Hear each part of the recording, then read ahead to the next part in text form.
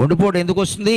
రోకటి పోటు అర్థమైతే గుండెపోటు అర్థమవుతుందండి. రోకట్లో పోటేస్తారు, మీరు ఎవరు చూసుండ్రు, చూడండి పల్లెటూరు వెళ్ళినప్పుడు రోట్లో ధాన్యం పెట్టి దంచుతారు, ఏదైనా పెట్టి దంచుతారు, నాగుల చెవి చూస్తే చిమ్మిలి అన్ని దంచుతారు కదా. రోకట్లో పోటు ఎప్పుడు వేస్తారు?